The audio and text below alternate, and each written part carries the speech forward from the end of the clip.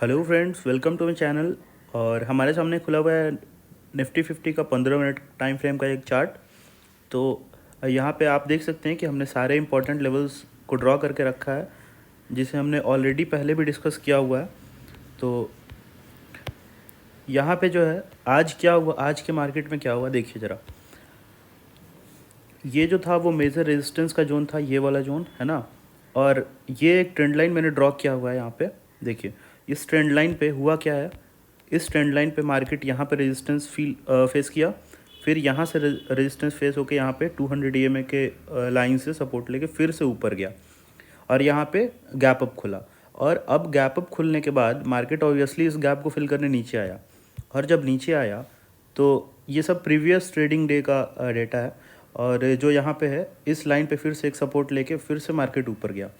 लेकिन अब इस लाइन का सिग्निफिकेंस देखिए, इस लाइन का सिग्निफिकेंस देखिए, इस लाइन का यहाँ पे एक बार रेजिस्टेंस मिला, यहाँ मिला, फिर यहाँ पे मिल रहा था, जिसको ब्रेक करके फिर से नीचे आ गया। तो फिर से रेजिस्टेंस का काम कर रहा है। देखिए यहाँ पे रेजिस्टेंस फेस करके फिर से नीचे आया, फिर इस लाइन को ब्रेक करके गैप अप खुला यहाँ पे। तो फिर गैप अप को तो फिल होना ही था।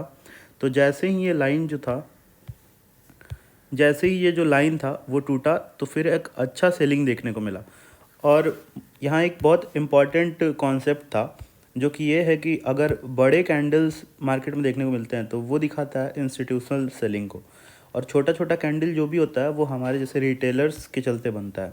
तो अगर आप पास्ट मार्केट को भी ट्रैक कीजिएगा तो यहाँ पे देखिए, जैसे यहाँ पे जो बाइंग आया था, इतना बड़ा कैंडल, इतना बड़ा कैंडल हमारे जैसे लोग नहीं बना सकते, इतना बड़ा कैंडल इंस्टीट्यूशनल इन्वेस्टर ही बना सकता है। उसके बाद मार्केट कंटिन्यू रैली किया और इस प्रीवियस रेजिस्टेंस पे, जहाँ पे मार्केट पहले भी रेजिस्टेंस फेस किया था, आपको बता दें यहाँ पे फेस किया था, वहाँ से फिर से मार्केट गिरना शुरू हुआ। और जब गिरा तो फिर कैंडल देखिए कितना बड़ा कैंडल था, इतना बड़ा कैंडल, इतना बड़ा कैंडल हम लोग नहीं बना सकते। यहाँ पे गिरा और फिर यहाँ से जो इंक्रीज़ आ रहा है प्राइस में, देखिए कितना धीरे इंक्रीज़ है। इसका एंगल देखिए कितना कम एंगल पे ये इंक्रीज़ हो रहा है, मतलब यह धीरे धीरे धीरे धीरे प्राइस जो है ऊपर की तरफ बढ़ रहा है।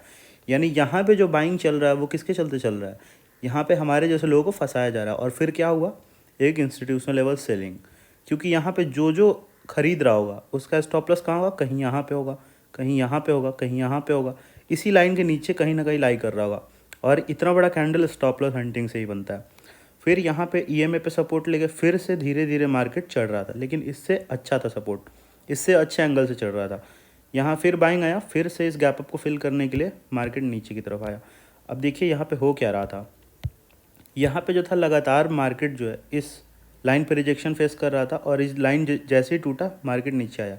तो यहाँ पे जो इस 200 EMA का जो लाइन है, 200 EMA के लाइन को मार्केट बहुत तेज़ी से तोड़ दिया। तो यहाँ पे आपको क्या लगेगा, ये एक 15 मिनट का चार्ट है। तो जैसे ही ये लाइन टूटा, इतना बड़ा कैंडल बना, तो हमेशा बड़े कैंडल बनने के बाद वेट करना होता है कि मार्केट फिर से आपको एक मौका देगा। और एग्जैक्टली वही हुआ, मार्केट फिर से एक मौका दिया यहाँ पे, और फिर से जब रिजेक्शन लिया तो यहाँ पे एक पॉसिबल ट्रेड बन सकता था अगर लॉजिकली देखा जाए तो अगर यहाँ पे भी अगर हम लोग ट्रेड एक बनाते तो इस लाइन से इस लाइन तक हम लोग को 138 140 पॉइंट्स का मूव पकड़ लेते। और अगर स्कैल्पिंग के पर्पस से देखिएगा तो आज मार्केट में काफ़ी सारा मौका मिला। पहला तो ट्रेड ये था जिसका वीडियो ऑलरेडी अपलोडेड है इस ग्रुप पे, इस यूट्यूब चैनल पे ऑलरेडी अपलोडेड है। अब देखिए यहाँ पे सेम कॉन्सेप्ट से दूसरा ट्रेड, यहाँ जब मार्केट टारगेट हिट हो गया हमारा, उसके बाद जब मार्केट गिरना शुरू हुआ तो ये कैंडल इतना बड़ा था कि इसमें एंट्री पॉसिबल नहीं था। तो हमने क्या किया, यहाँ पे वेट किया कि फिर से जब 200 EMA के क्लोज आएगा तब हम लोग पुट साइड में बनाएंगे, क्योंकि 200 EMA तो टूट चुका है। तो अब मार्केट में हमेशा सेलिंग ही सोचना है। तो अब सेलिंग सोचना है तो इतने बड़े कैंडल पे यहाँ पे हम लोग सेल नहीं कर सकते हैं, इसीलिए हम लोग वेट किए और मार्केट यहाँ फिर से दूसरा मौका दे और एक ही पॉइंट में बहुत बड़ा टारगेट अच्छा से अचीव होगा। यहाँ पे जो प्रीमियम था वो डबल हो गया, 35 का प्रीमियम 70 तक गया था, इतना तेज़ सेलिंग देखने को मिला था यहाँ पे। फिर देखिए, फिर यहाँ से धीरे धीरे मार्केट चढ़ के इस 200 EMA के ऊपर कट किया, लेकिन सस्टेन नहीं किया, यहाँ कंसोलिडेशन में चला गया।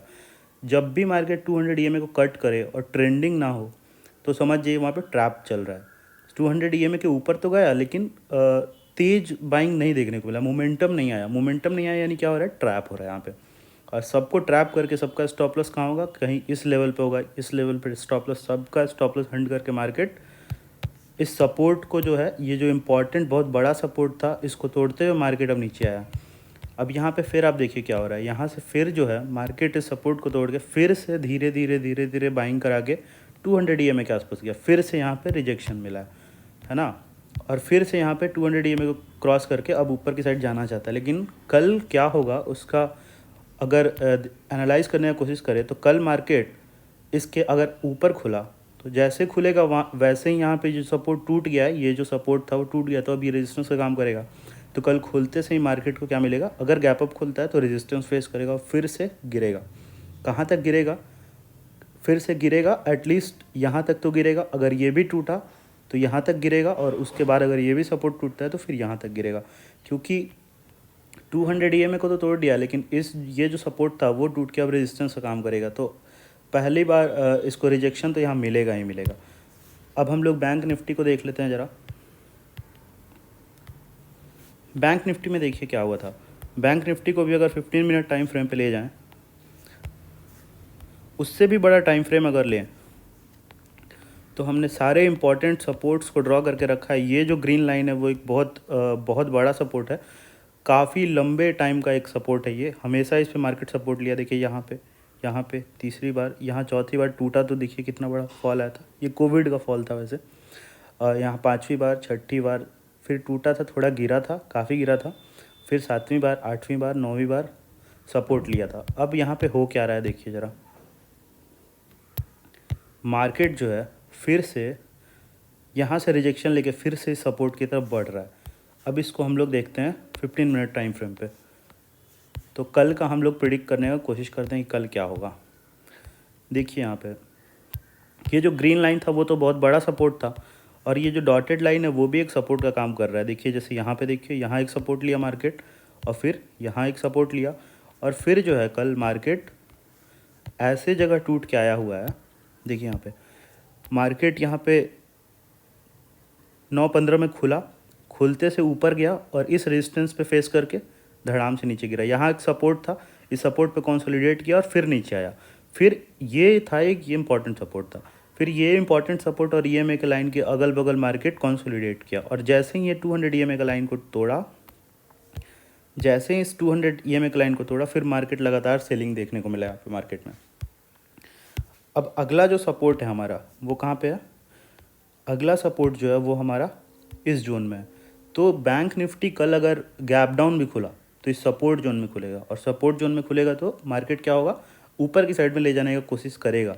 कौन करेगा, यहाँ से जो लोग बाय करके रखा है वो लोग इस मार्केट को नीचे नहीं गिरने देने का कोशिश करेगा, क्योंकि उनका स्टॉप लॉस इस रीजन में लगा होगा।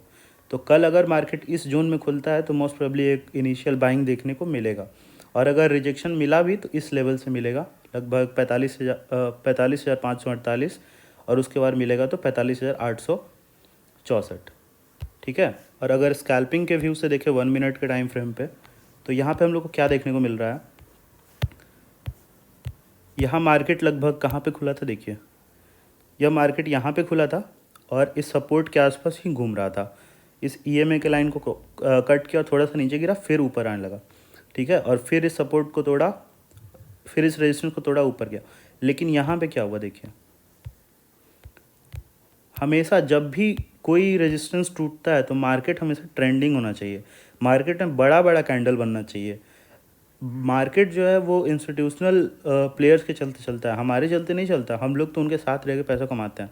तो देखिए यहाँ पे, यहाँ जब ये जो सपोर्ट था वो ब्रेक हुआ और EMA भी ब्रेक हुआ, यहाँ पे इस कैंडल पे आप नोटिस कीजिए, इस कैंडल पे ये सपोर्ट भी ब्रेक हुआ और EMA भी ब्रेक हुआ, तो फिर से मार्केट एक दूसरा मौका दिया। और उसके बाद जो गिरा है, लगातार कितने पॉइंट का फॉल आया यहाँ पे देखिए, 600 पॉइंट। 600 पॉइंट बहुत बड़ा पॉइंट होता है, इतने बड़े पॉइंट का मूव आया, और फिर से मार्केट क्या हो गया, फिर से मार्केट धीरे धीरे बाइंग के साइड में जाने लगा। यानी ये बाइंग कौन ला रहा है, ये बाइंग हमारे जैसे लोग ला रहे हैं, और ये सेलिंग कौन लाया, ये इंस्टीट्यूशनल प्लेयर्स के चलते आया। फिर से यहाँ पे जब भी EMA के पास आया, फिर से यहाँ पे रिजेक्ट हुआ और फिर से नीचे गिरने लगा। अब कल क्या इंपॉर्टेंट है, ये जो डॉटेड लाइन है वो सपोर्ट का लाइन है। अगर मार्केट गैप अप खुलता है अगर मार्केट इतना गैप अप खुला तो इस 200 EMA के लाइन से रेजिस्टेंस लेके नीचे गिरेगा।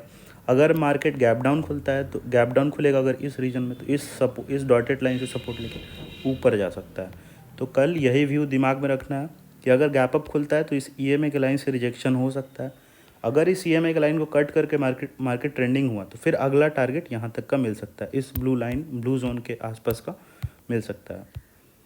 फिर यहाँ से एक रेजिस्टेंस मिलेगा और अगर गैप डाउन खुला तो इस डॉटेड लाइन पे सपोर्ट लेगा लगभग 44,727 और फिर अगला सपोर्ट जो है हमारा ये उसके नीचे वाला लाइन है ना।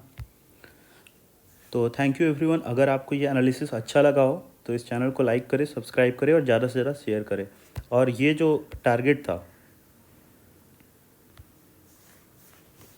ये जो निफ्टी में हमारा जो टारगेट था वो एक लाइव मार्केट का टारगेट था और इसका वीडियो ऑलरेडी मैंने इस चैनल पे अपलोड कर दिया है, तो आप ज़रूर जाके इसको देखिए।